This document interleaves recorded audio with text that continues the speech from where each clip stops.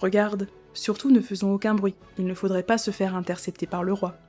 Aujourd'hui, nous entrons dans le plus grand château du monde, Versailles.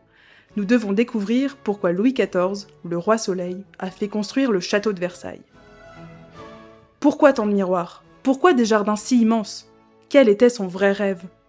Pour le savoir, nous allons suivre les indices. Tu m'accompagnes ?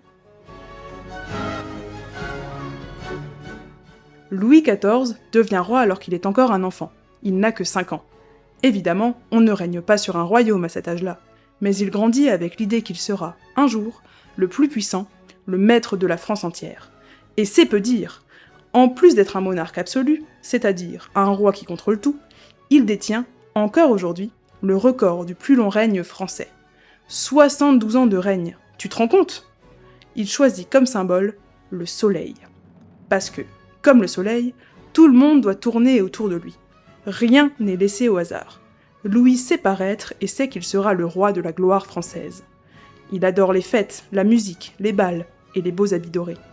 Sous son règne, la France change complètement d'allure. Le pays devient très puissant et craint par ses voisins. Les arts se développent, musique, théâtre, peinture. Louis adore les spectacles et il veut que la France rayonne partout en Europe. Et surtout, quoi de mieux que de construire un bâtiment à l'image de sa splendeur, un lieu où toute sa puissance serait concentrée, impressionnant le monde entier. Près de Paris, il y a un ancien pavillon de chasse. C'est parfait pour son projet. Louis décide alors de le transformer en un palais gigantesque, Versailles. Des jardins à perte de vue, des miroirs qui renvoient la lumière du soleil, des fontaines qui jaillissent de partout. Un cadre idyllique où tout semble parfaitement organisé et maîtrisé. Rien ne dépasse. Pour concevoir ce rêve un peu fou, des milliers d'ouvriers travaillent jour et nuit. Et Versailles devient bientôt le plus grand château du monde.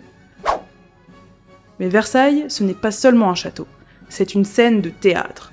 Louis XIV adore être au centre. C'est le roi Soleil, après tout.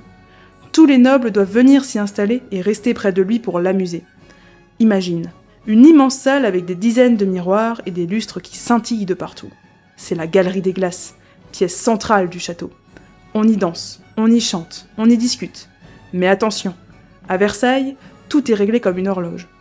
D'ailleurs, savais-tu qu'il y en avait 156 ?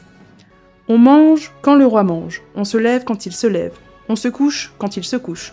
Même se chausser devant le roi est un honneur. Louis voulait que tout le monde le voie comme le plus grand roi d'Europe, le plus influent. Et grâce à la construction de Versailles, le roi ne sera jamais oublié. Alors, petit historien détective, que nous a révélé Versailles ? Ce château, ce n'est pas qu'un lieu de fête et de miroirs. C'est un message. Le message d'un roi qui voulait briller plus fort que tous les autres. Notre enquête est à présent terminée, mais d'autres mystères nous attendent. Alors, garde ta loupe et ton petit carnet, car bientôt nous replongerons ensemble dans une nouvelle aventure.